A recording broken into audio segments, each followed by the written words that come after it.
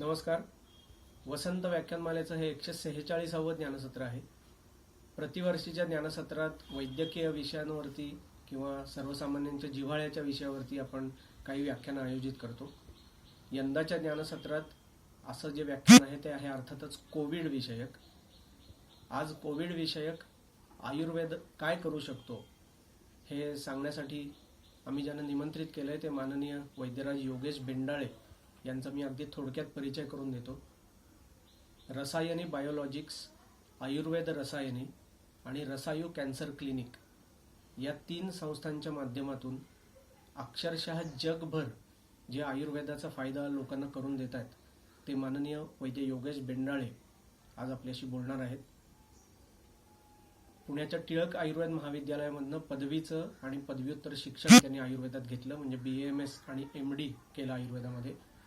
MDला त्यांनी रसशास्त्र या विषयामध्ये सुवर्ण पदक मिळवलं आणि तेव्हापासून वैद्यराज योगेश बेंडाळे यांनी आयुर्वेद जगभर पोचवायचा वसा घेतला. आज आपल्याला सांगितलं तर आश्चर्य वाटेल की 40 इंटरनॅशनल पेटंट्स वैद्यराज योगेश बेंडाळे यांच्या नावावर आहेत आणि जगातल्या जवळजवळ सर्व प्रमुख देशांमधल्या कॅन्सर रुग्णांना अखेरच्या अवस्थेत जर आधार कोणाचा वाटत असेल तर तो वैद्यराज योगेश बेंडाळे यांचा वाटतो. त्यांच्या या कर्करोग विषयक कामगिरीची दखल घेऊन त्यांना American association of clinical oncologist या संस्थेने सन्माननीय सभासदत्व बहाल केलंय. तसंच युरोपियन असोसिएशन ऑफ मेडिकल ऑन्कोलॉजिस्टनी त्यांना सन्माननीय सभासदत्व बहाल केलंय. तेव्हा अमेरिका आणि युरोपनी ज्यांच्या कर्करोग विषयक आयुर्वेदातल्या कामाला मान्यता दिली असे वैद्यराज योगेश बेंडाळे आज आपल्याशी बोलणार आहेत. मी मगाशी उल्लेख केला तसं त्यांनी शब्दशः जगभर आयुर्वेद पोचवला आणि लोकांना असा विश्वास दिला की आयुर्वेदाने आत्यायिक अवस्थेतले सुद्धा म्हणजे क्रिटिकल कंडिशन्स मधले सुद्धा रुग्ण बरे होऊ शकतात. खूप मोठं काम आहे. मी थोडक्यात सांगण्याचा प्रयत्न करीन. जर्मनीमध्ये जवळजवळ 150 बेड्सचं आयुर्वेदिक रुग्णालय स्थापन करण्यामध्ये वैद्यराज योगेश बेंडाळे यांचा सक्रिय वाटा होता. तसंच इटलीमध्ये आणि नेदरलँड्स म्हणजे हॉलंडमध्ये आयुर्वेद विषयक काही संस्था स्थापन करण्यामध्ये वैद्यराज बेंडाळे यांचा वाटा आहे. आजही या संस्थांचे सचिव किंवा विश्वस्त म्हणून वैद्य बेंडाळे काम करत आहेत. दुबईमध्ये स्वतंत्रपणे आयुर्वेद चिकित्सा करायला अधिकृत मान्यता असलेले माझ्या माहितीनुसार वैद्यराज योगेश बेंडाळे हे एकमेव वैद्य आहेत. वैद्यराज योगेश बेंडाळे यांच्या रुग्णांमध्ये देशोदेशीच्या उमराव घराण्यातले लोक, राजघराण्यातले लोक यांचा समावेश आहे. तेव्हा जे देशोदेशीच्या राजघराण्यातल्या लोकांनाही बरं करतात आणि कोणालाही थांगपत्ता न लागू देता पुण्यामधल्या वृद्धाश्रमांमधल्या वृद्धांना मोफत औषधं देतात असे वैद्यराज योगेश बेंडाळे आज आपल्याशी बोलणार आहेत. आयुर्वेदातल्या सिद्धांतांवर अत्यंत दृढ निष्ठा आणि आयुर्वेद हाच जगाला आजच्या समस्यांमधनं वाचवू शकेल असं वैद्यकीय पर्याय आहे असा ठाम आत्मविश्वास असलेले योगेश बेंडाळे सर हे अनेक समित्यांवर तज्ज्ञ सभासद म्हणून काम करतात. Central council of research in Ayurveda and सिद्ध ही जी शासनाची संस्था आहे CCRAS नावाची, या संस्थेच्या तज्ज्ञ समितीवर वैद्य बेंडाळे सर आहेत. नुकतंच कोविड विषयक जी तज्ज्ञांची समिती नेमली गेली जी पंतप्रधान नरेंद्र मोदी यांच्याशीही या समितीची चर्चा झाली, त्या समितीचे तज्ज्ञ सभासद म्हणूनही वैद्यराज बेंडाळे काम करत आहेत. आणि याशिवाय मगाशी उल्लेख केला तसा अमेरिका असेल, युरोप असेल किंवा अनेक देशांमधल्या वैद्यकीय समित्या, लंग कॅन्सर विषयीच्या समित्या, कर्करोग विषयक समित्या, अशा अनेक समित्यांवर तज्ज्ञ म्हणून वैद्य बेंडाळे सर काम करतात. त्यांचं काम फक्त वैद्यक क्षेत्रापुरतंच मर्यादित नाही तर आयुर्वेदामध्ये येणाऱ्या पुढच्या पिढीलाही शास्त्राविषयीचा अभिमान, निष्ठा आणि ज्ञान यावं म्हणून आपल्या विविध संस्थांच्या माध्यमातून सर काम करतायत. आयुर्वेदातलं जर्नल स्थापन करण्याचा पहिला प्रयोग वैद्यराज बेंडाळेंनी काही वर्षांपूर्वी केला. तो अजूनही चालू आहे. रसामृत नावाने जर्नलचं निर्मिती वैद्यराज बेंडाळे यांच्या संस्थेतर्फे केली जाते. पण आयुर्वेद बाह्य असं त्यांचं कामही मोलाचं आहे. भांडारकर ओरिएंटल रिसर्च संस्थेचे आश्रयदाते असणं असेल किंवा थेट पॅरिसमध्ये वैदिक शास्त्राविषयीचं म्हणजे वैदिक सायन्सेस विषयीची संस्था स्थापन करणं असेल, असं वैद्यराज बेंडाळे यांच्या कामाची खूप मोठी झेप आहे. आम्ही खरं तर त्यांना अशी विनंती केली होती की त्यांनी कर्करोग विषयक व्याख्यान यंदाच्या ज्ञानसत्रात घ्यावं, पण सध्याची परिस्थिती, कोविडमुळे नागरिकांच्या मनात असलेली भीती आणि आयुर्वेदामध्ये असलेलं प्रचंड पोटेन्शियल, प्रचंड सामर्थ्य कोविडच्या रुग्णांनाही बरं करण्याचं, हे लक्षात घेऊन चर्चेअंती असं ठरलं की वैद्यराज योगेश बेंडाळे यांच्यासारख्या निष्णात वैद्यांनी कोविडच्या अत्यायिक अवस्थेत सुद्धा आयुर्वेद कसं लोकांना बरं करू शकेल याविषयी लोकांशी बोलावं, आणि म्हणून आजच्या व्याख्यानाचं आयोजन करण्यात आलेलं आहे. मी आपल्या सगळ्यांच्या वतीनं वैद्यराज योगेश बेंडाळे यांचं स्वागत करतो आणि कोविडच्या अत्यायिक अवस्थेत आयुर्वेदाचा उपयोगाविषयी त्यांनी भाषण करावं अशी विनंती करतो. माननीय वैद्यराज योगेश बेंडाळे, नमस्कार. नमो नमः. मी वैद्य योगेश बेंडाळे. सर्वप्रथम वसंत व्याख्यानमालेमध्ये मला आयुर्वेद, करोना, सद्यस्थिती या बाबतीमध्ये माझे विचार मांडायला आमंत्रित केलं त्याबद्दल सर्व संयोजकांचे आभार. विशेष आभार वैद्य मंदार बेडेकर यांचे.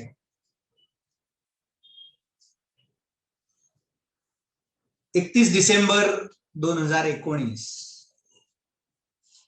पासून जो विषाणू आपल्या सगळ्यांच्या आयुष्यामध्ये आला, संपूर्ण जगामध्ये ज्याने धुमाकूळ घातला असं म्हणता येईल असा हा कोरोना भारतामध्ये मोठ्या प्रमाणावरती सामान्य जीवनावरती परिणाम घडवू शकणारा किंवा परिणाम घडवलेला असा हा विषाणू म्हणायला हरकत नाही. ही पॅन्डेमिक डिक्लेअर केली भारत सरकारने, वर्ल्ड हेल्थ ऑर्गनायझेशनने, आणि जणू काही सगळंच जग स्तब्ध झालं.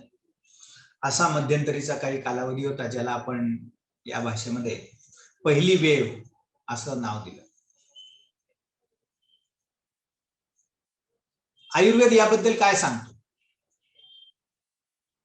आयुर्वेदामध्ये हे आहे का? असे बरेच चर्चा यापूर्वी होत असत, आताही जोरजोरात चालल्या. त्याच्याबद्दल मी मुळीच असं म्हणणार नाही की हे आयुर्वेदाला पहिल्यापासून माहिती होतं, अजिबात नाही. किंबहुना आधुनिक शास्त्रालाही हा विषाणू नवीनच आहे.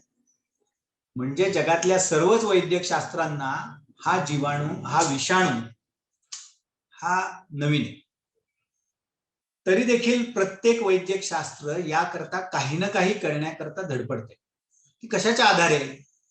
तर त्यांच्याकडे जी माहिती उपलब्ध आहे, जी तत्व उपलब्ध आहेत, त्या तत्वांच्या आधारे. मग याला आयुर्वेदही अपवाद असू शकणार नाही. आयुर्वेद हे शास्त्र सुद्धा याला अपवाद नाही. साथीचे रोग आयुर्वेदात सांगितलेत का?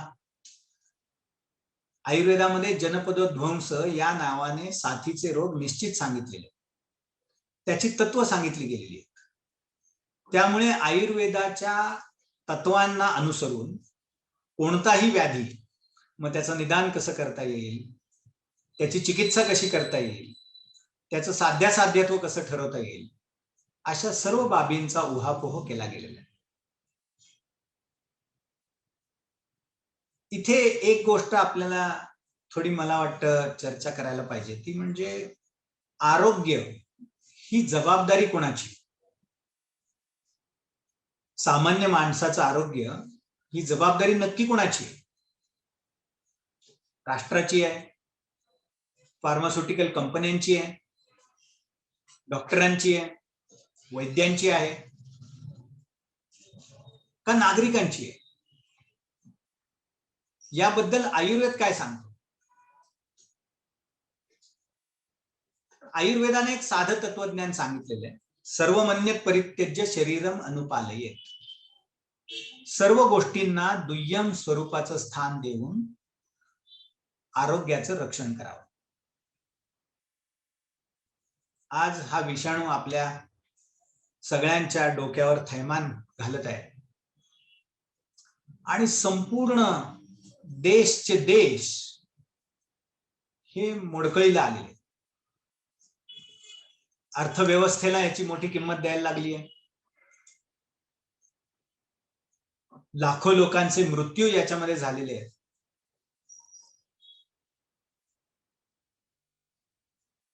भारताच्या बाबतीमध्ये जर बोलायचं झालं तर साधारणतः 2.25 कोटी लोक याच्यामध्ये अफेक्टेड आहेत.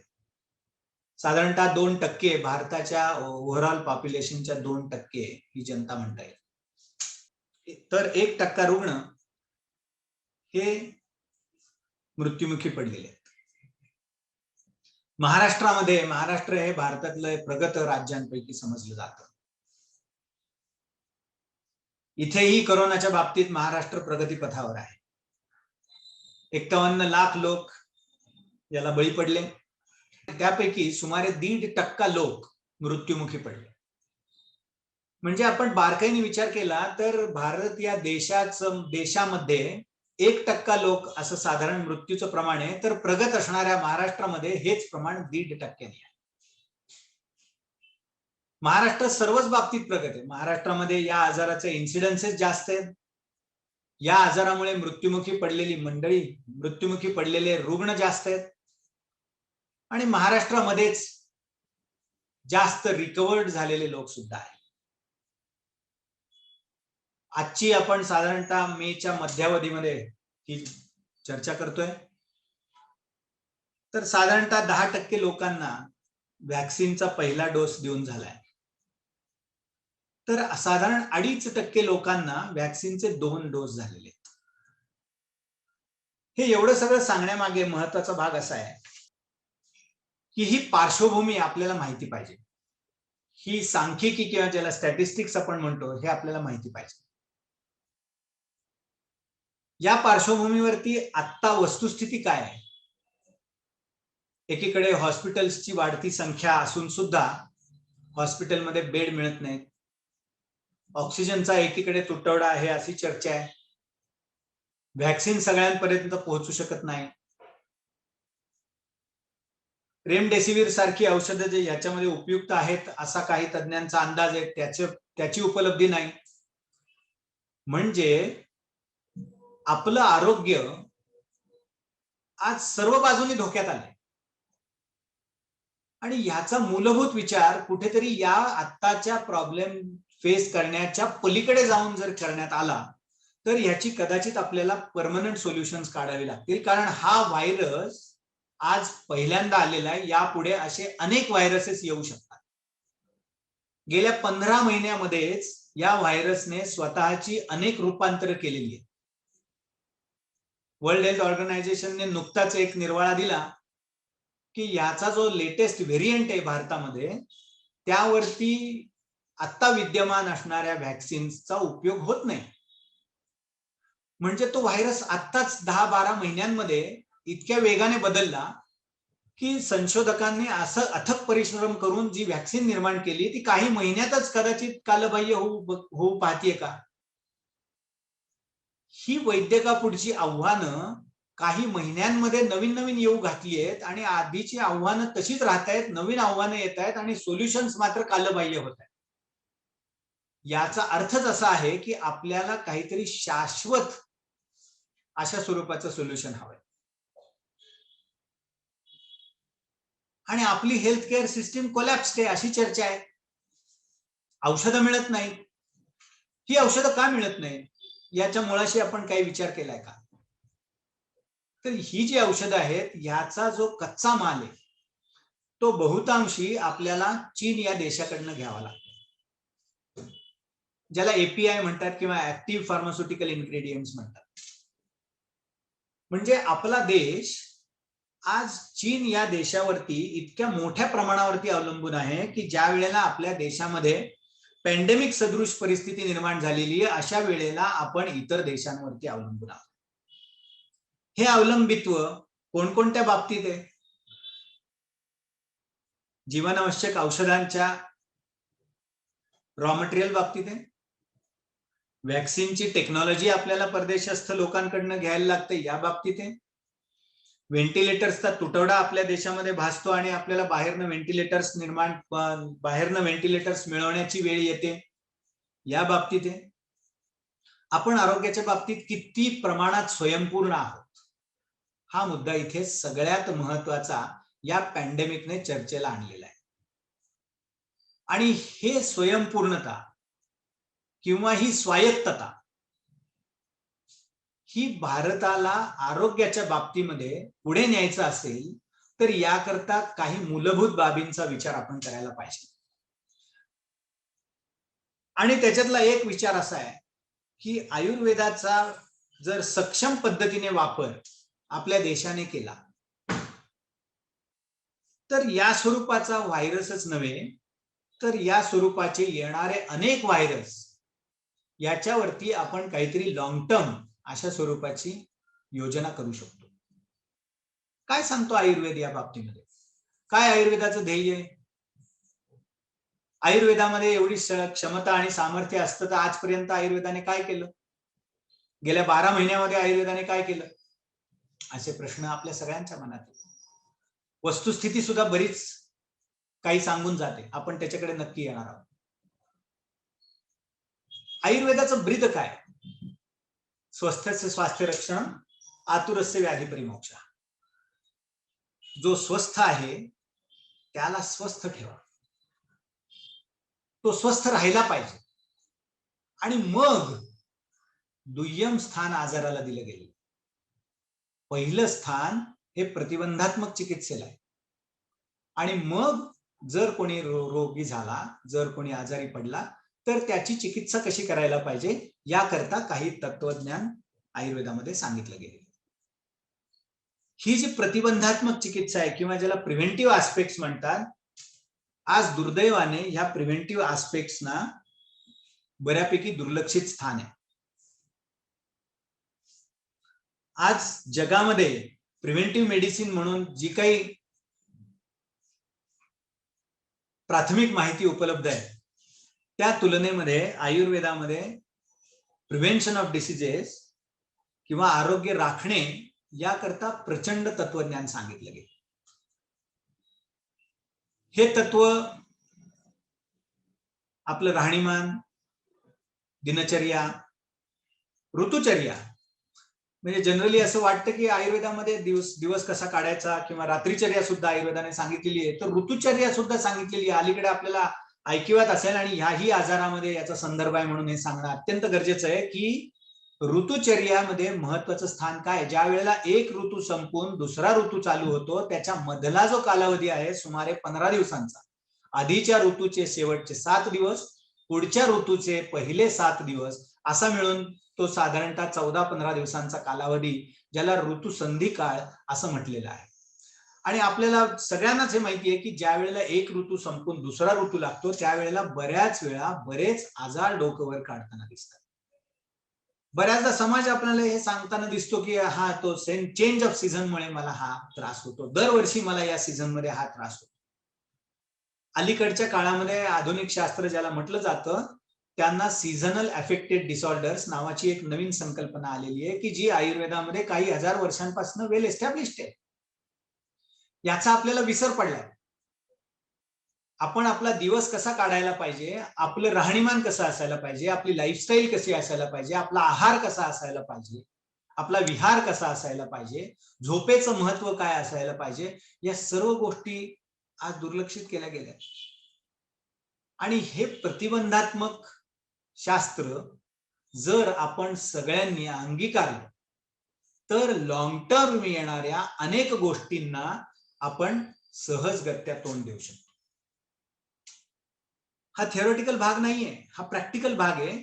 आज माझ्या समोर असलेलं आव्हान मी मोडकळीस काढू शकेन की नाही ही अटीतटीची आजची वेळ आहे, अडचणीची वेळ आहे. त्यावेळेला आपण आयुर्वेद काय करू शकतो का, त्यावेळेला कोणतं प्रतिबंधात्मक चिकित्सा आपण करणार, अशी एक चर्चा आहे. निश्चितपणे तिथेही आपण प्रतिबंधात्मक गोष्टी करू शकतो. अनेक प्रतिबंधात्मक उपाय किंवा तत्व याही पॅन्डेमिकच्या काळामध्ये आयुर्वेदाचं महत्व अबाधित करतात.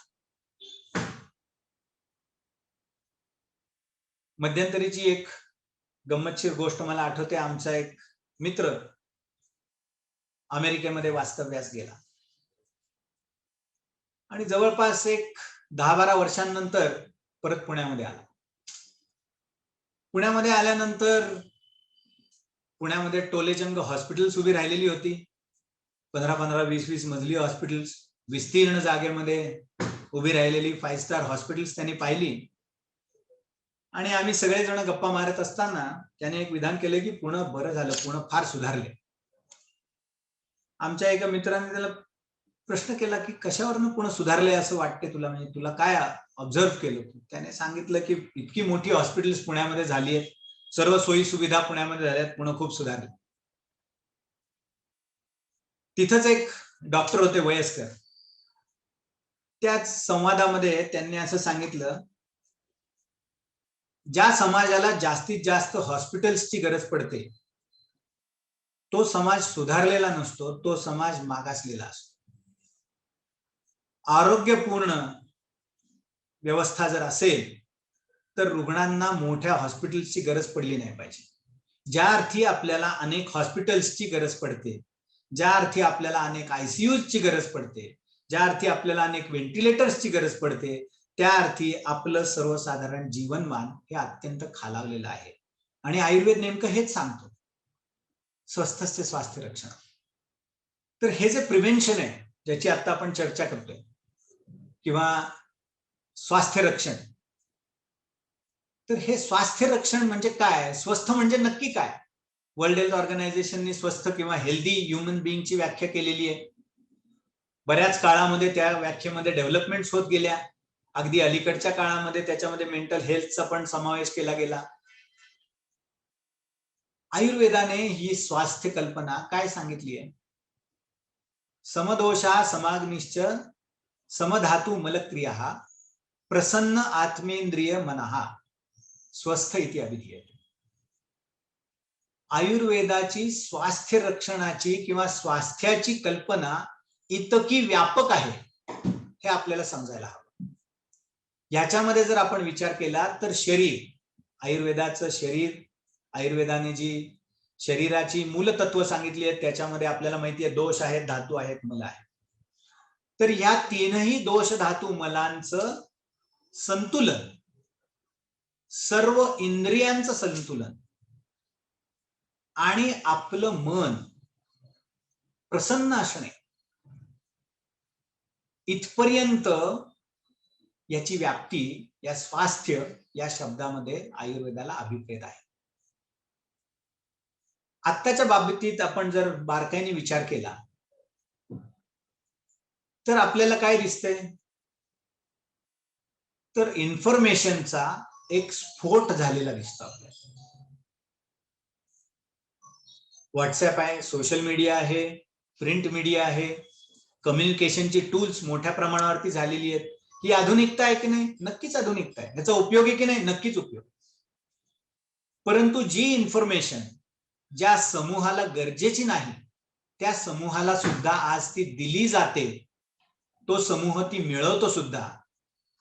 आणि हे सुद्धा एक प्रकारचं प्रदूषण आहे. जसं प्रदूषणाने अनेक आजार होतात हे जसं सिद्ध झालंय तसं हे माहितीचं सुद्धा प्रदूषण आहे. जसं विविध शास्त्रांतर्गत सुद्धा प्रदूषण झालेली आहे. आज एक शास्त्र एक सांगतं, 2 महिन्यानंतर वेगळं सांगतं, 3 महिन्यानंतर अजून वेगळं सांगतं. आणि ह्याचं नाव आपण विकास असं देतो आणि ते सहजगत्या विसरतो. हा खरं विकास असतो का एका मर्यादित दृष्टिकोनातनं निर्माण केलेली गोष्ट पण जास्तीत जास्त लोकांपर्यंत ती कमीत कमी काळामध्ये पुरवलेली असते आणि त्याच्या परिणामांबरोबर त्याचे दुष्परिणाम समाजाला जास्त भोगायला लागतात. ही वस्तुस्थिती कोरोनामुळे आज सगळ्यांच्या समोर आली. पुण्याचंच उदाहरण घेऊया. सुमारे 70 लाख पॉप्युलेशन पुण्याची आहे, पुणे पिंपरी चिंचवड आसपासचा भाग. आपण एक साधारणतः हायपोथेटिकल फिगर घेऊया की 1 लाख लोकांना कोरोना आज झालेला आहे. आज वर्तमानपत्र उघडलं, रेमडेसिवीरचा तुटवडा आहे, ऑक्सिजन मिळत नाही, बेड मिळत नाही, व्हेंटिलेटर अपूर्ण आहेत. आज जे 69 लाख लोक ज्यांना खरं तर या माहितीची गरज नाही, ती माहिती पुरवली जाते आणि त्याच्यातनं एका वेगळ्याच गोष्टीची निर्मिती होते आणि ती म्हणजे भय. तर सध्याची ही रचना ही भयावरती आधारित आहे का? आणि या भयाचा माणसाच्या मनावरती, शरीरावरती नक्की काय परिणाम होतो याबद्दल संशोधन झालंय का? याबद्दल बरीच संशोधनं झालेली आहेत खरं सांगायचं तर. आयुर्वेदामध्ये सगळ्यात महत्वाचा भाग सांगण्यात आलाय तो म्हणजे या स्वरूपाचं भय जर निर्माण केलं गेलं किंवा त्यामुळे जर रुग्ण डिप्रेशन मध्ये गेले किंवा विषाद या अवस्थेमध्ये गेले तर कोणताही आजार बळावतो हे आयुर्वेदाने अग्रसंग्रहात सांगितलेले विषादो रोगवर्धनाना. जर रुग्णाला काळजी वाटायला लागली तर रुग्णाचा कोणताही आजार वाढतो. साधा सर्दी खोकला झालाय, सर्दी खोकल्यानंतर मला न्यूमोनिया होईल हे मला माहितीये, मी वाचलंय, त्यांचा झाला होता, कुणीतरी सांगितलं मला. यामुळे मला तर न्यूमोनिया होणार नाही ना, माझा न्यूमोनियाचा स्कोर किती असेल? ह्या सगळ्या बाबींची चर्चा होऊन हे भय मल्टिप्लाइड झालंय आज समाजामध्ये. आणि भय कमी करण्याकरता दुर्दैवाने आपल्याकडे काहीच यंत्रणा नाही.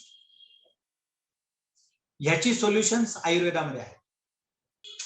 जर त्याचा गांभीर्याने विचार करायचा झाला तर ती प्रिव्हेंटिव्ह मेडिसिन किंवा स्वस्थस्य स्वास्थ्य रक्षणम या अंतर्गत मोडतात.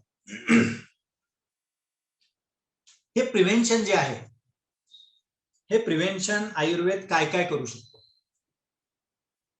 हे प्रिव्हेन्शन दोन प्रकारे आहे, एक प्रायमरी प्रिव्हेन्शन आणि सेकंडरी प्रिव्हेन्शन. प्रायमरी प्रिव्हेन्शन म्हणजे नक्की काय? तर हे जे प्रिव्हेन्शन आहे तर हे प्रिव्हेन्शन दोन प्रकारे आहे, एक प्रायमरी प्रिव्हेन्शन आणि एक सेकंडरी प्रिव्हेन्शन. तर ह्या प्रिव्हेन्शनचा विचार केला तर काय काय नक्की आयुर्वेद करू शकतो? तर रुग्णांना कोविडचं इन्फेक्शन होऊ नये, रुग्ण पॉझिटिव्ह होतील हे पावसात गेल्यासारखे. तुम्ही पावसात गेलात, तुम्ही भिजणारच आहात, परंतु भिजल्यानंतर आपल्याला सर्दी होऊ नये किंवा भिजल्यानंतर आपल्याला न्यूमोनिया होऊ नये, हे ते प्रायमरी प्रिव्हेन्शन. इन्फेक्शन होऊ नये. पुढे काय? इन्फेक्शन झाल्यानंतर जर दुर्दैवाने इन्फेक्शन झालं तर या इन्फेक्शनचं रूपांतर सिव्हिरिटीमध्ये होऊ नये, ज्याला आपण प्रिव्हेन्शन ऑफ कॉम्प्लिकेशन्स म्हणूया. तिसऱ्या स्तरावरचं एक प्रिव्हेन्शन आयुर्वेदाच्या माध्यमातून करता येऊ शकतं आणि ते महत्वाचं म्हणजे prevention of Covid complications. Covid झाला, लक्षणं आली नाही आली, रुग्ण तीव्रावस्थेत गेला, कसे बशी ट्रीटमेंट करून तो तिथनं बाहेर पडला, परंतु त्याची लॉंग टर्म कॉम्प्लिकेशन्स आज जगापुढे यायला लागलेली आहेत. ती टाळता येण्यासारखी परिस्थिती आहे का, याच्यावरती एक विचार व्हायला हवा. याच्याकरता आयुर्वेद काय करू शकतो हा पण एक महत्वाचा मुद्दा आहे. आणि अजून एक महत्वाचा मुद्दा प्रिव्हेन्शनच्या बाबतीत असा आहे किंवा प्रोफायलॅक्सिसच्या बाबतीत असा आहे, तो म्हणजे प्रोफायलॅक्सिस ऑफ फायनान्शियल टॉक्सिसिटी. मी तर म्हणेन सध्याच्या काळामध्ये हा विचार सगळ्यात महत्वाचा आहे आणि आयुर्वेद हा त्याकरता खूप काही समाजाला देऊ शकतो. आज आपण पाहतो ज्या आजारावरती औषध उपलब्ध नाही असं सगळे सांगतात, त्या औषधांच्या रुग्णांचं बिल 8 लाख रुपये, 10 लाख रुपये, 15 लाख रुपये असं झाल्याची उदाहरणं ऐकायला येतात. ही फायनान्शियल टॉक्सिसिटी जी आहे, जी कोविडच्या बाबतीमध्ये मोठ्या प्रमाणावरती आज समाजाच्या समोर आली, याच्याकरता काही प्रिव्हेंटिव्ह आस्पेक्ट करता येऊ शकतील का? याच्याकरता काही प्रिव्हेन्शन आयुर्वेदात देऊ शकतो का? हे सगळं जे आतापर्यंतच मी बोललो हे एक आपण म्हणायला हरकत नाही, हे एक तत्वज्ञान स्वरूप आहे. याकरता आपण काय करू शकतो किंवा आम्ही काय केलं? आयुर्वेदाचा कोणत्याही आजाराकडे बघण्याचा दृष्टिकोन जो आहे तो अतिशय मूलभूत आहे. म्हणजे आपल्या सगळ्यांना हे आठवत असेल की ज्या वेळेला कोरोनाची जास्त मोठ्या प्रमाणावर चर्चा झाली त्यावेळेला सगळ्यात पहिल्यांदा धोका कोरोनामुळे कोणाला असेल तर तो डायबिटीसच्या रुग्णांना असे पहिले अनुभव यायला लागले लोकांना. मृत्युमुखी पडलेल्या लोकांमध्ये डायबिटीसच्या लोकांचा क्रमांक वरचा होता. हे काय झालं? डायबिटीसमुळे 10, 15, 20 वर्ष रुग्ण नियमितपणे शुगर मॅनेजमेंटचं औषध घेत असताना सुद्धा एक व्हायरस येतो आणि ऑल ऑफ अ सडन डायबिटीसच्या लोकांना याचा धोका आहे आणि ही मंडळी याच्यामध्ये मोठ्या प्रमाणावर मृत्युमुखी पडायला लागतात. हे काय नक्की? मग आम्हाला डायबिटीसचा विचार, मूलभूत विचार परत शून्यापासून करण्याची गरज आहे का? हा विचार समाज, हे प्रश्न समाज आम्हाला दैनंदिन पद्धतीने विचारायला लागला.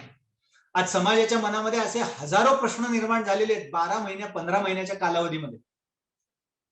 आणि ह्याची शाश्वत उत्तरं किंवा शाश्वत विचारसरणी आयुर्वेदामध्ये कुठेतरी नक्की आहे असं आम्हाला आमच्या अनुभवांवरनं गेल्या 12 महिन्याच्या तरी दिसायला लागलं. अशी अनेक उदाहरणं, त्याच्याकडे आपण जरूर येऊया. याकरता आपण पहिल्यांदा प्रिव्हेंटिव्ह जो विचार आपण आता आम्ही मांडला त्याकरता आम्ही प्रिव्हेंटिव्ह म्हणून काय काम केलं, तर सगळ्यात पहिला स्टडी हा 15 फेब्रुवारी रोजी आम्ही चालू केला. तो होता प्रोफायलॅक्टिक स्टडी. साहजिकच समाजामध्ये भीतीचं वातावरण होतं. रुग्ण बऱ्याचदा येऊन विचारत असत की याच्याकरता काय करता येऊ शकेल, आम्हाला या आजारापासून लांब राहण्याकरता काय काय करता येऊ शकेल. तर आम्ही याच्याकरता एक प्रोटोकॉल बनवला आणि 100 रुग्णांचा एक स्टडी करायचं ठरवलं. 2 रुग्ण त्याच्यामध्ये ड्रॉपआउट झाले. तो 60 दिवसांचा कालावधी असणारा असा स्टडी होता. ते तो पूर्ण करू शकले नाही. 98 रुग्णांनी हा स्टडी पूर्ण केला.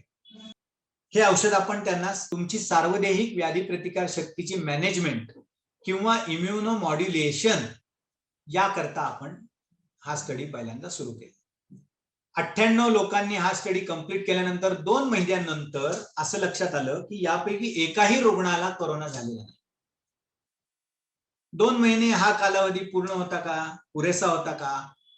नक्कीच नाही. 98 रुग्णांना कोरोना झाला नाही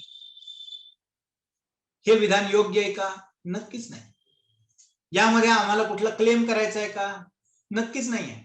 या आजारामध्ये नवीन आजार आहे, आपण सगळेच जण शिकतो आहोत. जगातली सर्वच वैद्यक शास्त्र किती मर्यादित स्वरूपात काम करतात हे सगळ्या जगापुढे आलेलं असताना सुद्धा आपण आपलं ऑब्झर्वेशन आयुर्वेदाच्या माध्यमातून काय झालं हे मांडणं ही एक शास्त्रीयता आहे. आणि म्हणून 2 महिन्यानंतर काही झालं नाही, रुग्णांना कोणी पॉझिटिव्ह आलेलं नाही असं दिसल्यानंतर स्वाभाविकच रुग्णांनी सुद्धा आम्हाला पुन्हा या स्वरूपाची औषधं घ्यायची इच्छा प्रदर्शित केली. हा अभ्यास चालू राहिला आणि 6 महिने हा अभ्यास पूर्ण होता. 6 महिन्यामध्ये आम्ही या 98 रुग्णांचं ऑब्झर्वेशन कंटिन्युअस स्वरूपात करत होतो. आमचे डॉक्टर्स यांच्या संपर्कात होते, त्यांच्याकडनं त्यांचे अपडेट्स येत होते. आणि आपल्याला आठवत असेल एप्रिल नंतरच्या 6 महिन्यांमधल्या काळामध्ये पुण्यामध्ये मोठ्या प्रमाणावरती क्वारंटाईन झोन्स मोठमोठ्या प्रमाणावरती निर्माण झाले होते. सोसायटीज मोठमोठ्या लॉक केल्या गेल्या होत्या. जनतेवरती भरपूर प्रमाणात निर्बंध होते. अशा स्वरूपामध्ये ही वस्तुस्थिती असताना सुद्धा हे मला निश्चित अभिमानाने सांगायला आवडेल की यापैकी 2 रुग्ण हे कोरोना पॉझिटिव्ह आम्हाला दिसले. सुमारे 2%. मला हाही क्लेम करायचं नाहीये की याच्यामध्ये काहीतरी खूप मोठं आम्ही मिळवलं आणि याच्यामध्ये आपल्याला प्रतिबंधात्मक नक्की काहीतरी सापडले नाही. हा स्टडी अजूनही चालू आहे. आजची परिस्थिती काय? आज सुमारे 1300 रुग्ण, 1300 लोक या अभ्यासामध्ये आहेत ज्यांचं आम्ही निरीक्षण करतोय, ज्याच्यामध्ये सुमारे 15% हृदयविकाराचे लोक आहेत. सुमारे 13% जास्त डायबिटीसचे लोक आहेत. परंतु आमचं ऑब्झर्वेशन असं आहे की या स्वरूपाच्या कोमॉर्बिडिटीज असणारे रुग्ण याच्यात असून सुद्धा यांना अजून करोना झालेला नाही. फॅमिलीमध्ये करोना झालाय, 5 जणांची फॅमिली आहे, त्यांच्यामध्ये करोना झालाय 4 जणांना, आणि जी व्यक्ती या स्वरूपाचं औषध घेते आहे त्यांना करोना झालेला नाही. अशी उदाहरणे आहेत. एक अतिशय इंटरेस्टिंग गोष्ट मला इथे सांगायला आवडेल ते म्हणजे पुण्यापासून जवळ हडपसर मधले फॅमिली आहे, मोठी एकत्र कुटुंब आहे. त्यांच्यातले एक सद्ग्रस्त 8 वर्षांपूर्वी आमच्याकडे त्यांची किडनी फेल झाली, हेपॅटायटिस बी होता, लिव्हर फेल झाली होती, बाकी डायबिटीज, ब्लड प्रेशर, हृदयाचा बॉर्डरलाईन त्रास होता. अशा बऱ्याच कोमॉर्बिडिटीज घेऊन दर महिन्याला इंटेन्सिव्ह केअर मध्ये त्यावेळेला जात असत. त्याला कंटाळून आयुर्वेदात काही याच्याकरता मार्ग आहे का म्हणून रसायूकडे आले. आम्ही गेली 25 पेक्षा अधिक वर्ष त्याच गोष्टींवरती काम करतोय ज्या समाजाच्या गरजा आहेत, ज्या इतर शास्त्रांच्या मर्यादा आहेत आणि समाजाच्या गरजा आहेत, आणि त्या गरजा आयुर्वेदाच्या माध्यमातून लोकांना आपण काही देऊ शकतो का या हेतूने या विषयामध्ये आपण गेली 25 पेक्षा अधिक वर्ष काम करतो. त्या रुग्णांना आयुर्वेदिक औषधं चालू केल्यानंतर त्यांच्या हॉस्पिटल व्हिजिट्स कमी झाल्या, त्यांच्या रिपोर्ट्स मध्ये सुधारणा झाली. हे भाग स्वतंत्र आहेत, ते आजच्या कोविडच्या चर्चेतले नाही. परंतु 2 महिन्यापूर्वी या रुग्णाच्या घरचे सर्व फॅमिली मेंबर्स कोविड पॉझिटिव्ह होते आणि सर्व हॉस्पिटलाइज्ड होते. हे एकमेव सद्ग्रस्त की ज्यांच्या इतर अनेक कोमॉर्बिड कंडिशन्स आहेत, त्यांची लिव्हर व्यवस्थित काम करत नाही, किडनी व्यवस्थित काम करत नाही, हृदयाचा विकार आहे, ब्लड प्रेशर आहे, हे एकटेच घरामध्ये निगेटिव्ह होते आणि घरामध्ये एकटेच राहून होते, बाकी सगळी मंडळी हॉस्पिटलाइज्ड होती. आणि हे आपल्या प्रोफायलॅक्टिक अशा इम्युनोमॉड्युलेटरी या अभ्यासावरती होते. अशा स्वरूपाच्या अनेक डॉक्टर केसेस आहेत. या केसेसना फारसा अर्थ उरत नाही असं काही तज्ञांचं म्हणणे. पण ह्या केसेस या रिसर्चच्या दृष्टीने, नवीन आजाराच्या दृष्टीने महत्वाची दिशा दाखवणारे नक्की असतात. म्हणूनच रिसर्च मेथोडॉलॉजीमध्ये बेस्ट केस अनालिसिस नावाची एक मेथड आहे की एक विशिष्ट केस, आधुनिक शास्त्राचे अनेक शोध की ज्या शोधांमुळे जग दिपलेलं आहे, असे शोध एकाच पेशंट मधनं किंवा छोट्याशा समूहावरनं लागलेले आहेत किंवा काहीतरी ऍक्सिडेंटल सुद्धा आहे. तर या स्वरूपाच्या शाश्वत तत्वांवरती आयुर्वेदाच्या आधारित अशा औषधांचा वापर रुग्णांमध्ये किंवा समाजामध्ये आज केल्यानंतर त्याचे निष्कर्ष काय येतात ते शास्त्रीय पद्धतीने विशद करणे एक क्लिनिकल सेटिंग आहे आणि एक कंट्रोल्ड सेटिंग. आता आपण बोललो क्लिनिकल सेटिंगच्या बाबतीत, आता आपण कंट्रोल्ड सेटिंगच्या बाबतीत बोलूया की जी रिसर्चची लँग्वेज. आम्ही दुसरा एक स्टडी केला ज्याच्यामध्ये 100 हेल्थकेअर वर्कर्स घेतले की जे फ्रंट लाईनर्स आहेत, लढणारे आहेत, वॉरियर्स आहेत, कोविड वॉरियर्स म्हटलं जातं यांना. तर या मंडळींना, हे स्वस्थ मंडळी सगळे, त्याच्यात डॉक्टर्स होते, हेल्थकेअर वर्कर्स होते. कंट्रोल स्टडी होता. एका आर्मला आपण काही औषध दिलेलं नव्हतं, प्लसिबो दिलेला होता, आणि एका आर्मला आपलं रसायन दिलं होतं किंवा प्रोफायलॅक्सिसचं आपलं जे आयुर्वेदीय कल्प आहेत ते दिले होते. एथिकल परमिशन घेतली होती.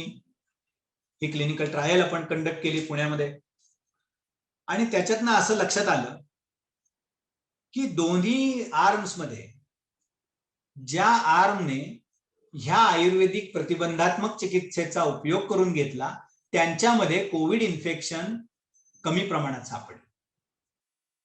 इन्फेक्ट लोक झाले, पण इन्फेक्शन किंवा त्याची कॉम्प्लिकेशन्स ही कमी प्रमाणात सापडली.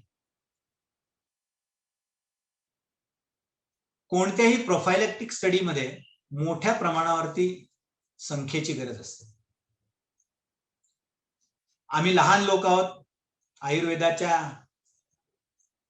पॅशनने काम करतो, छोटा वैद्यांचा समूह आहे, आमचे बरेच गुरुवर्य आम्हाला या बाबतीत मदत करत असतात.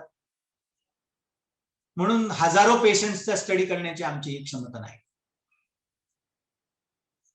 पण 100 रुग्णांमध्ये याच्यामध्ये एवढी चुणूक नक्की दिसली की ज्या मंडळींनी या स्वरूपाची रसायनं घेतली त्यांना कोरोनाचा प्रादुर्भाव as compared to other group झाला नाही.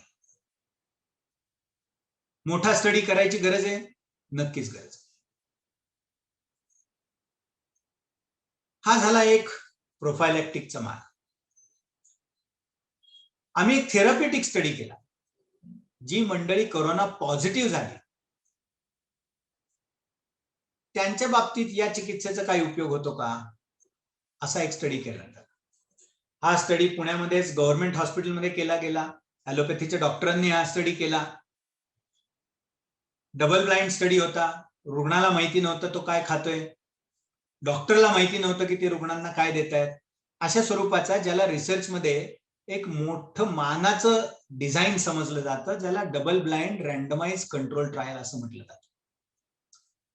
हा स्टडी केला आणि या स्टडीतनं असं निष्पन्न झालं की जे रुग्ण या स्वरूपाची चिकित्सा घेत आहेत along with other standard of care, की जी दोन्ही आर्म्सला दिली गेली होती, त्याच्यामध्ये या रुग्णांमध्ये अनेक पातळीवरती लक्षणीय फरक पडला. या बाबतीमध्ये मला जास्त डिटेल्स आज सांगता येणार नाहीत. आमचं अनालिसिस पूर्ण झालेलं आहे, परंतु काही एथिकल नॉर्म्समुळे मला हे जास्त इथं विशद करता येणार नाही. परंतु याचं कन्क्लुजन निश्चितपणे असं सांगता येईल की आयुर्वेदीय चिकित्सा ज्या पॉझिटिव्ह रुग्णांनी घेतली त्यांच्यामध्ये डिसीज सिव्हिरिटी जास्त प्रमाणात दिसली नाही.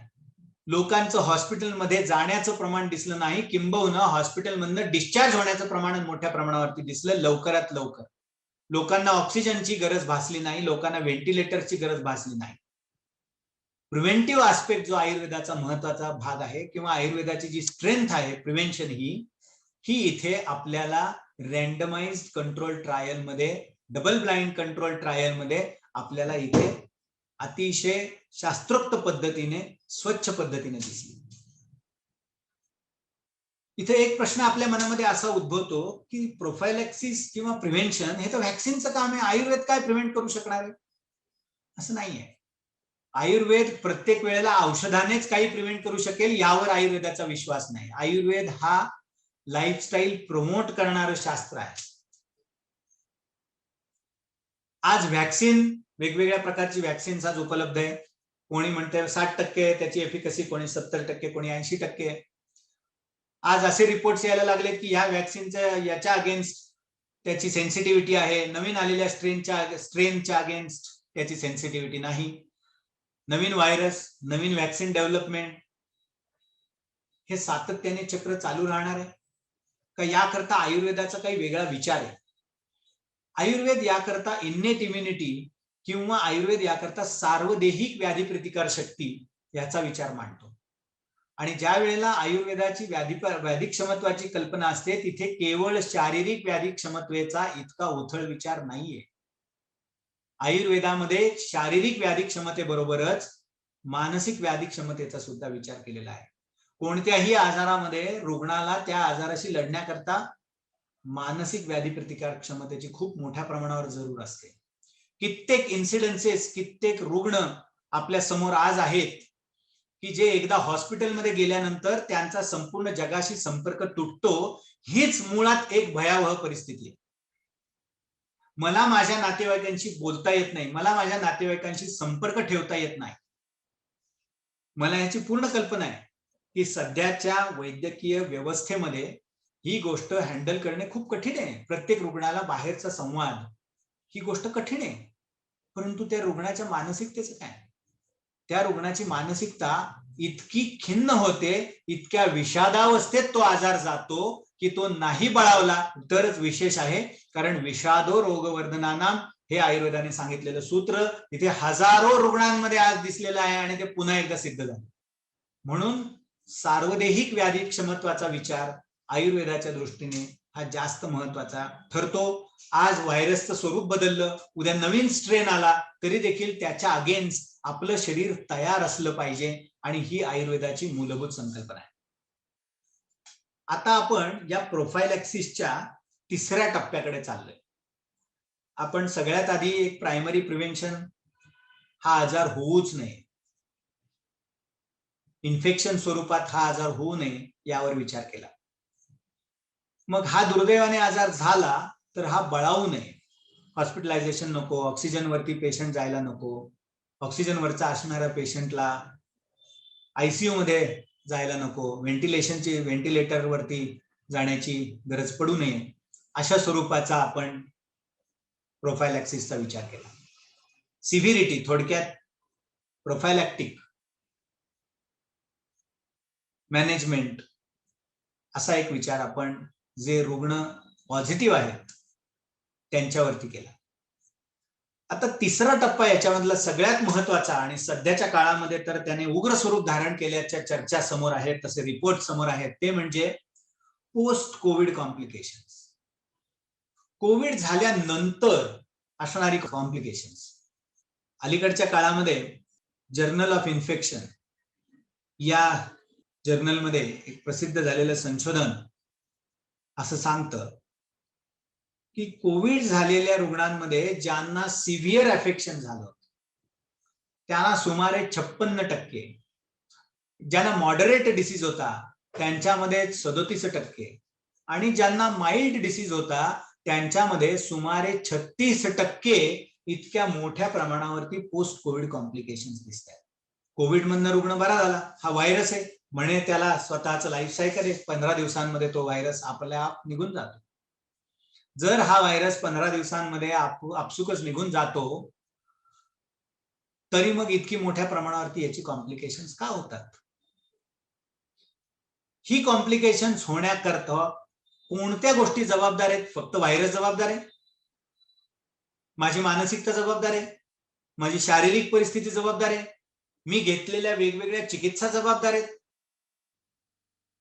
कोणती गोष्ट नक्की या पोस्ट कोविड कॉम्प्लिकेशन्सना जबाबदार आहे? याच्यावरती बारकाईने अभ्यास करण्याची गरज आहे. भारतासारख्या देशाला आज आपल्या वैद्यक व्यवस्थेमध्ये प्रत्येक गोष्टीबद्दल आत्मचिंतन, आत्मनिरीक्षण आणि कठोर अभ्यासाची गरज आहे. ही पोस्ट कोविड कॉम्प्लिकेशन काही जणांची स्मृती कमी झाल्यासारखी वाटते, काही जणांचे स्वभाव बदललेले दिसतात, काही जणांना ऍसिडिटीज कंटिन्युअस असते, काही जणांवरच्या मनावरती परिणाम होतो, ते डिप्रेशन मध्ये गेलेत, तर काही जणांचे लंग्स हे मोठ्या प्रमाणावरती डॅमेज झालेले दिसतात, ज्याच्यातनं lung fibrosis, interstitial lung disease अशा स्वरूपाचे रुग्ण, ऑक्सिजनवरती असलेले रुग्ण आमच्याकडे मोठ्या प्रमाणावरती आता अप्रोच व्हायला लागले. या रुग्णांना काही पावलं चालता येत नाहीत, अशी त्यांची दवाखान्यात आल्यानंतर जी परिस्थिती असते, अशा रुग्णांना आयुर्वेदीय चिकित्सेने फायदा होताना दिसतोय. हा रिअल वर्ल्ड एव्हिडन्स आहे, हा कोणत्याही स्वरूपाचा क्लेम नाहीये किंवा कोणाला याच्यामध्ये ब्लेम करण्याचा उद्देश नाहीये, तर हा रिअल वर्ल्ड एव्हिडन्स आज समाजामध्ये दिसत आहे. इतक्या पुढच्या अवस्थेत रुग्ण गेल्यानंतर तर याला प्रायमरी अवस्थेमध्ये किंवा ज्या वेळेला कोविड पेशंट पॉझिटिव्ह झालेला आहे तेव्हापासूनच जर आयुर्वेदीय चिकित्सा यशस्वीपणे दिली गेली तर पोस्ट कोविड कॉम्प्लिकेशन्स होताना दिसणार नाही. आमच्याकडे जो अभ्यास चालू आहे तो साधारणतः गेल्या 4 ते 5 महिन्यांच्या स्वरूपाचा हा अभ्यास चालू आहे. त्यामुळे मर्यादित काळावरतीच आपण आज ही चर्चा करणार आहोत. पण 5-6 महिन्यांमध्ये आयुर्वेदीय चिकित्सा घेतलेल्या रुग्णांना कित्येक रुग्ण असे आहेत की ज्यांनी केवळ आयुर्वेदीय चिकित्सा घेतलेली आहे, केवळ आयुर्वेदीय चिकित्सेने 100% कोरोना मुक्त झालेले लोक आहेत. एवढंच नव्हे तर ते 4 ते 5 महिने आमच्या अंडर ऑब्झर्वेशन आहेत की त्याला कोॲग्युलोपॅथी होतीये का, त्यांच्या शरीरावर कुठे वाईट परिणाम होतोय का, त्यांच्या फुफ्फुसावरती काही वाईट परिणाम होतोय का, याच्यावरती बारकाईने अभ्यासही चालू आहे, त्याची निरीक्षणही नोंदवली गेलेली आहेत. आणि त्याच्यातले प्राथमिक निष्कर्ष अत्यंत एन्करेजिंग आहेत की आयुर्वेदीय चिकित्सा घेतलेल्या रुग्णांना मोठ्या प्रमाणावरती कॉम्प्लिकेशन्स दिसत नाहीये. हा केवढं मोठं कॉन्ट्रीब्युशन आपलं आपल्या देशाच्या स्वतःच्या शास्त्राचं आपल्या देशातल्या प्रती असणाऱ्या लोकांकरता आहे. मगाशी आपण बोललो, आपली वैद्यकीय व्यवस्था ही मोठ्या प्रमाणावरती परदेशातल्या लोकांच्या हाती आहे. जे शास्त्र या मातीत रुजलेलं आहे, या मातीत वाढलेलं आहे आणि घराघरात आयुर्वेद आहे. आज आपण आहारामध्ये जो मसाल्याचा डबा वापरतो, तो मसाल्याचा डबा आला कुठनं? हा आयुर्वेद आहे. हा पाश्चात्यांनी आपल्याला दिलेले देणगी स्वरूप नव्हे. आज हजारो लोकांनी मसाल्याच्या डब्यावरती संशोधन केलेले, एका हळदीवरती आज लाखो लोक संशोधन करत आहेत. आपल्या सगळ्यांना माहितीये, कॅन्सर पासून आज कोरोनापर्यंत लोकांनी हळदीला सुद्धा सोडलेलं नाही. तर मसाल्याच्या डब्याचं महत्व जर इतकं मोठं असेल, तर जे शास्त्र आपल्या जीन्स मध्ये आहे, आपल्या नसानसात आहे, भारतातल्या प्रत्येक राज्यामध्ये रुजलेलं शास्त्र आहे, घराघरामध्ये रुजलेलं शास्त्र आहे. आज प्रत्येक जण आपण ते दररोज वापरतो, आपल्याला कळत नाही आपण आयुर्वेद वापरतो. आज 140 कोटी जनतेच्या देशामध्ये 2.25 कोटी लोक कोरोनाने अफेक्टेड आहेत. हाही संशोधनाचा विषय असायला हवा की उरलेल्या सुमारे 143 कोटी किंवा 142 कोटी किंवा 141.57 कोटी लोक, जो व्हायरस 15 महिने आपल्या डोक्यावरती थैथयाट करतोय, ही मंडळी का एफेक्ट झाली नाही? का सगळ्यात जास्त मेट्रो सिटीज मधले टोलेजंग हॉस्पिटल्स पुरे पडत नाहीये याच रुग्णांना पूर्ण चिकित्सा देण्याकरता? हे दोन विरोधाभासात्मक विषय आहेत, पण याचा निष्कर्ष काढायला हवा. रुग्ण बरे कसे होतात यावरती संशोधन करायला हवं. रुग्णांचा मृत्यू कशाने होतो यावरती संशोधन करायला हवं. स्टॅटिस्टिक्स सगळीकडेच लावायला पाहिजे आपल्याला. मॉर्टॅलिटीचे स्टॅटिस्टिक्स पाहिजे, सर्व्हायव्हलचं स्टॅटिस्टिक्स पाहिजे, कोणते रुग्ण कोणत्या स्वरूपाची चिकित्सा घेत आहेत याचं बारकाईने स्टॅटिस्टिक्स पाहिजे. दुर्दैवाने आपल्या देशामध्ये इतक्या बारकाईने स्टॅटिस्टिक्सचा अभ्यास केला जात नाही. पण मला निश्चितपणे माहिती आहे, आज सर्व वैद्यांचा एक प्रतिनिधी म्हणून मी एक विचार इथे मांडतो, तो म्हणजे संपूर्ण भारतामध्ये आयुर्वेदीय वैद्य मंडळी ही या आजाराकरता स्वतःहून पुढे आलेली आहेत, या आजाराकरता चिकित्सा स्वरूप समाजाची सेवा करतायत आणि अशा सर्व वैद्यांकडे अतिशय चांगल्या स्वरूपाचा डेटा आज उपलब्ध असेल असं मला नक्की वाटतं. ज्या वेळेला आपण पोस्ट कोविड कॉम्प्लिकेशन्सचा विचार करतो, त्यावेळेला अलीकडेच द लॅन्सेट या जगप्रसिद्ध जर्नलमध्ये एक संशोधन प्रसिद्ध झालं. रुग्णांना डिस्चार्ज दिल्यानंतर 6 महिने त्यांचा अभ्यास केला गेला आणि त्या 6 महिन्यामध्ये बहुतेक रुग्णांना यापैकी कोणतं तरी किमान एक लक्षण आलं, ते म्हणजे त्याला सिव्हिअर फटीग होता, अशक्तपणा होता, किंवा त्यांना स्नायूंमध्ये अशक्तपणा आला, दुर्बलता आली, झोपेवरती वाईट परिणाम झाला, झोप येईनाशी झाली, इन्सोमनिया झाला आणि कित्येक रुग्णांना एन्झायटी आणि डिप्रेशनने ग्रासलं गेलं. डिस्चार्ज झाल्यानंतर 6 महिन्यांनंतर जर रुग्णांना ही लक्षणं असतील तर आपण याचा विचारच केलेला बरा की या नंतर येणाऱ्या स्ट्रेन्सना ऑलरेडी डिप्रेस किंवा अँक्शियस असणारे मंडळी कसं काय तोंड देऊ शकतात. ही मोठी चॅलेंजेस आहेत आणि याकरता आयुर्वेदाचा खूप चांगला उपयोग होऊ शकतो. किंबहुना या स्वरूपाची लक्षणं आयुर्वेदीय चिकित्सा घेतलेल्या रुग्णांमध्ये खूप कमी प्रमाणामध्ये दिसतात असं आमचं ऑब्झर्वेशन आहे. निश्चितपणे आम्ही ही सगळी आमची ऑब्झर्वेशन ही कुठल्या ना कुठल्या तरी जर्नलमध्ये नक्की पब्लिश करू. जे मगाशी मी सांगितलं, आमचा 100 लोकांचा जो पहिला प्रोफायलेक्टिक स्टडी होता तो ऑलरेडी एका जर्नलमध्ये पब्लिश्ड आहे. नंतरचे पण आमचे स्टडी आता पब्लिकेशनच्याच रस्त्यावरती आहेत. परंतु ही जी कॉम्प्लिकेशन्स लोकांना होतात, ह्या कॉम्प्लिकेशन्सच्या मध्ये सुद्धा स्वस्थस्य स्वास्थ्य रक्षण हा आयुर्वेदाचा प्रिव्हेंटिव्ह आस्पेक्ट खूप मोठा रोल प्ले करणार आहे. अलीकडे आपण ऐकतो म्युकर मायकोसिसचे पेशंट महाराष्ट्रामध्ये जास्त प्रमाणामध्ये आहे. म्युकर मायकोसिस हा अतिशय भयानक स्वरूपाचा आजार आहे. जगामध्ये त्याला एम्फोटेरेसिन बी सोडलं तर कोणत्याही स्वरूपाचं आज औषध उपलब्ध नाही. तेही अतिशय प्राथमिक अवस्थेमध्ये उपयुक्त ठरतं. पुढे गेलेल्या अवस्थेमध्ये केवळ मृत्यू आणि मृत्यू एवढंच काय ते याचा आउटकम असतो. हा प्रिव्हेंट करता येऊ शकतो की नाही आयुर्वेदाच्या दृष्टीने, ह्याच्यावरती संशोधन होण्याची गरज आहे. आयुर्वेदामध्ये असे अनेक रस्ते आहेत की जे म्युकरमायकोसिस प्रिव्हेंट करायला उपयुक्त ठरू शकतील. फायनान्शियल टॉक्सिसिटीचा विचार आपण मगाशी मांडला.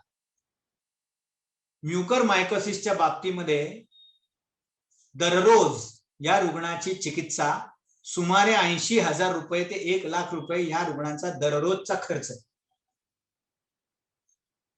एवढं करून हा रुग्ण अत्यवस्थ ज्या वेळेला असतो त्यावेळेला ते जगत नाही. 10 जरी दिवस 15 दिवस ही मंडळी हॉस्पिटलमध्ये राहिली तर 10 ते 15 लाख रुपये ही फायनान्शियल टॉक्सिसिटी या आजाराची आहे. नक्कीच मला जरूर असं वाटतं की आयुर्वेदाकडे आपण सगळ्यांनीच अतिशय गांभीर्याने एक आपल्या देशाकरता, आपल्या लोकांकरता, आपल्या देशामध्ये विकसित झालेली, आपल्या लोकांची सिक्युअर्ड किंवा आपल्या लोकांची सिक्युरिटी जास्तीत जास्त काळजी घेणारी अशी एक वैद्यक व्यवस्था स्ट्रॉंग स्वरूपामध्ये निर्माण करण्याची गरज आहे. त्याचा डेटा ठेवण्याची गरज आहे, त्याचा अभ्यास करण्याची गरज आहे. विद्यमान व्यवस्थेमध्ये काय चाललेलं आहे त्याचा जसा अभ्यास करण्याची गरज आहे, तसाच आयुर्वेदीय चिकित्सेने काय होतं याचाही बारकाईने अभ्यास करण्याची गरज आहे. आणि मला हे निश्चित खात्रीशीर सांगता येईल असे आमचे प्राथमिक निष्कर्ष निश्चित आहेत की आयुर्वेद हा मोठ्या प्रमाणावरती आजार पुढे जाणे किंवा आजाराची अवस्था पुढे जाणे याकरता प्रतिबंधात्मक स्वरूपाचं शास्त्र म्हणून नुसतं भारतालाच नव्हे तर संपूर्ण जगाला देखील उपकारक ठरू शकेल. आपल्या देशाचा इतर देशांवरती असणारं अवलंबित्व कमी करण्याकरता आयुर्वेदाचा निश्चित चांगला उपयोग होऊ शकतो. ही जी काही आपण फायनान्शियल टॉक्सिसिटीचा विचार करतोय याच्यामध्ये आधी ज्या काही चिकित्सा दिल्या गेलेल्या आहेत त्या चिकित्सांमुळे रुग्णांवरती जे दुष्परिणाम होतात ते दुष्परिणाम हाच आजार दूरगामी स्वरूपाचा किंवा नवीन आजार त्या रुग्णांना होण्यामध्ये परिवर्तित होताना दिसतात. आणि यामुळे रुग्णाचा या आजारावरचा आर्थिक बोजा हा वाढतच जातो. काही वेळेला स्टेरॉइड, आज आधुनिक शास्त्रामध्ये याचा मोठ्या प्रमाणावरती वापर केला गेला, जेव्हा की स्टेरॉइड हे एकच औषध खूप चांगल्या पद्धतीने रिझल्ट देताना दिसलंय. असंख्य लोकांचे प्राण या औषधाने, स्टेरॉइड या औषधाने वाचवलेले आहेत ही वस्तुस्थिती आहे. परंतु त्याची अवस्था काय, कोणत्या अवस्थेत तो वापरायला पाहिजे, कोणत्या अवस्थेत तो वापरायला नको ह्याचं तारतम्य जर बाळगलं नाही तर या स्टेरॉइड इंड्युस्ड, मग स्टेरॉइड इंड्युस्ड हायपरग्लायसिमिया असेल, स्टेरॉइड इंड्युस्ड अपॉर्च्युनिस्टिक इन्फेक्शन्स असतील आणि ती कुठलीही असू शकतात जगामधली, आणि त्यामुळे या रुग्णांना नुसत्याच दुसऱ्या आजारांना ते बळी पडत नाहीत तर त्या आजारावरचा खर्च हा दिवसेंदिवस वाढतो. आणि हीच काय ती फायनान्शियल टॉक्सिसिटी आहे. ही कमी करण्याकरता सुद्धा आयुर्वेदाचा वापर होऊ शकतो. रसाई आयुर्वेद क्लिनिक मध्ये याकरता जे दैनंदिन कोरोना करता उपक्रम राबवले जातात त्यामध्ये रुग्णांची चिकित्सा हा एक सगळ्यात मोठा भाग आहे. प्रोफायलॅक्सिस हा दुसरा एक महत्वाचा भाग आहे. अनेक रुग्ण, मला आठवतात एक रुग्ण मोठ्या हॉस्पिटलमध्ये ऍडमिट झाले होते, व्हेंटिलेटरवरती होते, सगळी औषधं देऊन झाली होती, रिस्पॉन्स येत नव्हता आणि रुग्ण दिवसेंदिवस डिटिओरेट होत होता. अशा वेळेला तिथल्याच तज्ञांच्या सहकार्याने आणि परवानगीने आणि रुग्णाचे नातेवाईक आम्हाला अप्रोच झाले होते. त्याच्यानंतर आयुर्वेदीय चिकित्सा सुरू केली. हळूहळू 3-4 दिवसांनंतर रुग्णाच्या तब्येतीमध्ये सुधारणा झाली. जो रुग्ण ऑलरेडी 25 ते 27 दिवस व्हेंटिलेटरवरती होते, त्यांची ऑक्सिजन, एक्सटर्नल ऑक्सिजन सप्लायची डिपेंडेबिलिटी कमी होत गेली आणि सुमारे 66 दिवसांनंतर ही व्यक्ती व्हेंटिलेटरवरनं बाहेर पडली. त्यांना पूर्ण डिस्चार्ज मिळाला आणि अगदी नॉर्मल आयुष्य जगायला लागले. अशा अवस्थांमध्ये आयुर्वेदाचा उपयोग होऊ शकतो की नाही हे उघड्या डोळ्यांनी, उघड्या मनाने आयुर्वेदाकडे बघण्याची गरज आहे. अजून मला एक केस आठवते, पुण्यामधलं मोठं नाव आहे, त्यांना कॅन्सर झाला आणि दुर्दैवाने कॅन्सरशी झुंज देतानाच कोरोना झाला. किमोथेरपी चालू आहे, इम्युनिटी अतिशय कमी असते या काळामध्ये, ऑलरेडी त्यांचा आजार लंग्स मध्ये पोहोचलेला होता आणि अशा वेळेला कोरोना लंग्सलाच अफेक्ट करणारा मोठा आजार आहे. व्याधी प्रतिकार शक्ती कशी मॅनेज करायची? आयुर्वेदिक औषधं सुरू केल्यानंतर हा रुग्ण फक्त घरी इतर कोणत्याही चिकित्सेशिवाय 100% बरे झाले. त्यांना ऑक्सिजनची गरज पडली नाही, इतर कोणत्याही चिकित्सेची गरज पडली नाही. तर जे ऑलरेडी इम्युनो कॉम्प्रोमाइज्ड आहेत असे HIV चे रुग्ण, त्यांची तर इम्युनिटी खूपच तळागाळाला गेलेली असते. अशा रुग्णांना ज्यांचा HRCT स्कोर मॉडरेट लेवलला पोहोचलेला आहे, त्यांना सुद्धा या चिकित्सेने ऑक्सिजनची गरज पडली नाही, हॉस्पिटलायझेशनची गरज पडली नाही, सिव्हिरिटी डिसीजची झाली नाही आणि घरच्या घरी ही मंडळी आयुर्वेदीय चिकित्सेने मॅनेज झाली. अशी असंख्य उदाहरणे आहेत. सांगण्याचा मुद्दा इथे एक महत्वाचा असा आहे की हे आपलंच शास्त्र आहे आणि या शास्त्राकडे अतिशय ओपन माइंडेड पद्धतीने सर्व शास्त्रज्ञांनी, सर्व चिकित्सकांनी, समाजाचं भलं पाहणाऱ्यांनी या शास्त्राकडे अतिशय ओपनली बघण्याची आणि समाजाला याचा जास्तीत जास्त फायदा कसा होईल हे बघण्याची ही गरज आहे. आतापर्यंत आपण चर्चा केली रसायू आयुर्वेद क्लिनिकमध्ये कोरोनाविषयी काय काय काम झालं, प्रायमरी प्रिव्हेन्शनच्या बाबतीत काय काम झालं, सेकंडरी प्रिव्हेन्शनच्या बाबतीत काय काम झालं, कॉम्प्लिकेशन्स कशी काय टाळता येतील याबद्दल काय चालू आहे, लॉंग टर्म कॉम्प्लिकेशन्स कशी टाळता येतील याबद्दल काय चालू आहे. याबरोबरच आता ह्या कोरोना सारखं, कारण कोरोना हा आपलं लवकर आपली पाठ सोडणारा नाही, याकरता आपल्या पुढच्या योजना काय? तर सगळ्यात पहिली महत्वाची गोष्ट म्हणजे जे कोरोनाचे रुग्ण आहेत त्यांना घरच्या घरी आयुर्वेदीय चिकित्सा, भले मग ती आधुनिक चिकित्सेच्या बरोबर का असेना, काही जणांना ती नको असेल, देता येत नसेल, घेता येत नसेल, काही कारणाने केवळ आयुर्वेदिक चिकित्सा देत असेल, तर त्यांना व्याधीमुक्त कसं करता येईल, त्यांना कॉम्प्लिकेशन्स होणार कशी नाहीत याकरता ही एक चळवळ मोठ्या प्रमाणावरती हे कसं आपल्याला नेता येईल अशी एक कामाची योजना चालू आहे. या रुग्णांना कॉम्प्लिकेशन्स होऊ नये, त्यांना लंग ट्रान्सप्लांटची गरज पडू नये याकरता मोठ्या प्रमाणावरती काम ऑलरेडी चालू आहे, ते या पुढच्या काळामध्ये अधिक चांगल्या स्वरूपात चालणार आहे. सगळ्यात महत्वाची बाब अशी चर्चेत आहे ती म्हणजे या आजाराची जशी दुसरी वेव आली आणि ती पहिल्या वेव पेक्षा भयानक स्वरूपाची होती, तशी तिसरी वेव येऊ घातलेली. तज्ञांचा असा अंदाज आहे की ही तिसरी वेव लहान मुलांना जास्त परिणामकारक असेल, लहान मुलांना जास्त घातक असेल. आयुर्वेदाने, आयुर्वेदीय मंडळींनी आणि समाजाने या बाबतीमध्ये अधिक जागरूक राहण्याची गरज आहे. पेडिएट्रिक्स मध्ये आयुर्वेद काय करू शकतो? आपल्याला हे चांगलं माहिती असेल, आमच्यासारख्या असंख्य वैद्यांकडे लहान मुलं चिकित्सेला असतात, अशुकारी अवस्थेची नसतात, ही वस्तुस्थिती आहे, चिरकारी अवस्थेतली असतात. काय आहे ही चिरकारी अवस्था? रुग्ण येऊन सांगतात, हो त्यांना दर महिन्याला, आमच्या बाळाला दर महिन्याला सर्दी खोकला होतो, ताप येतो, आम्ही अँटीबायोटिकचा एक कोर्स करतो, तेवढ्यापुरतं बरं वाटतं, पण परत 15-3 आठवड्याने, महिन्याने हेच प्रकार चालू होतात. असं वर्ष 2 वर्ष चाललंय हो. आता डॉक्टरांना सुद्धा प्रश्न पडलाय की कोणते अँटीबायोटिक द्यायचं, सगळी अँटीबायोटिक देऊन झाली. अलीकडे एक नवीन संशोधन बाहेर आलेलं आहे की अँटीबायोटिक्सचा अतिरिक्त वापर हा आपल्याला अतिशय घातक ठरत आहे.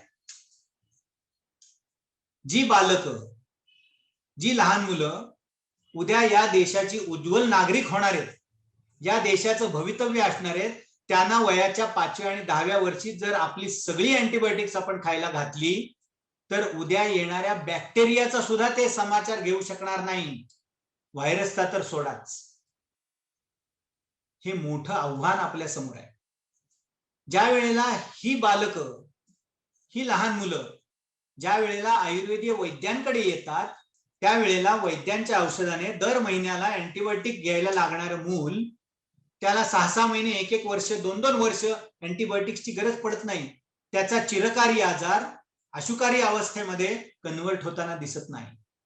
क्रॉनिक आजार अॅक्यूट अवस्थेमध्ये गेलेला आहे, जात आहे असं दिसत नाही.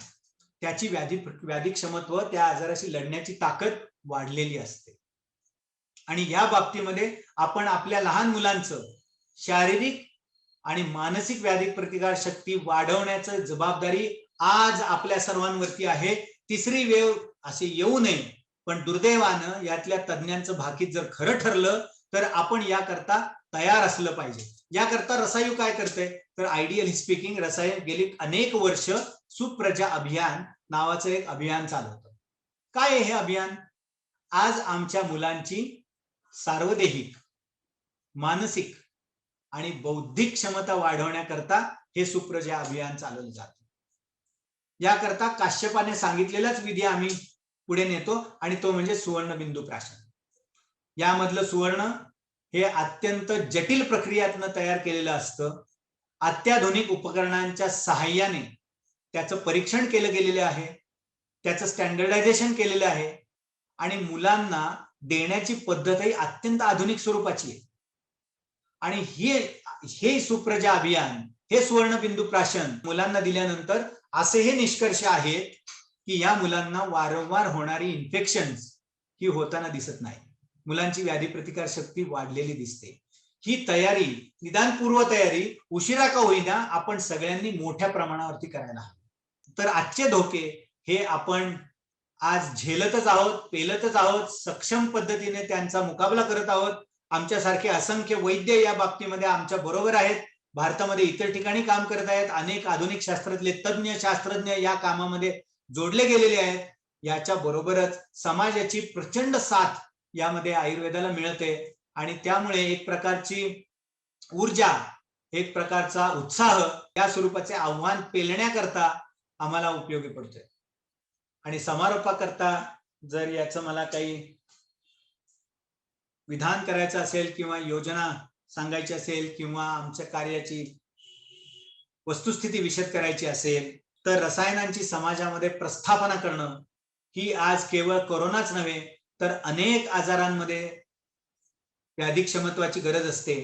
हे व्याधी क्षमत्व केवळ शारीरिक नसून मानसिक व्याधी प्रतिकार क्षमतेची सुद्धा प्रस्थापना करणे, रसायनांच्या मार्फत आजार होऊच नयेत, झाले तर पुढच्या अवस्थांमध्ये जाऊ नयेत याकरता आयुर्वेदाच्या माध्यमातून या गोष्टींचा प्रसार, पुरस्कार शास्त्रीय कसोट्यांवरती करणं, संशोधनाच्या माध्यमातून करणं, जागतिक निकषांच्या माध्यमातून करणं हे काम सातत्याने चालू राहील. आणि खरं तर या सर्व गोष्टींना वेळ जरूर लागेल, परंतु मानव जातीचा जर खऱ्या अर्थाने उद्धार करायचा असेल, आरोग्याची खऱ्या अर्थाने जागृती करायची असेल तर आयुर्वेदाकडे उघड्या डोळ्यांनी, आयुर्वेदाकडे चौकस बुद्धीने, आयुर्वेदाकडे आपल्याच देशाचं शास्त्र जगाला काहीतरी देऊ शकेल इतक्या व्यापक दृष्टीने, कोणत्याही संकुचित दृष्टीचा अव्हेर करून संकोचित दृष्टी आयुर्वेदाकडे बघण्याची टाकून देऊन उघड्या डोळ्याने, उघड्या मनाने आयुर्वेदाकडे बघण्याची दृष्टी ही मात्र आपल्याला अंगीकारणं अनिवार्य आहे. ही वेळ आज नक्की आपल्याला हे शिकवून गेलेली आहे. धन्यवाद.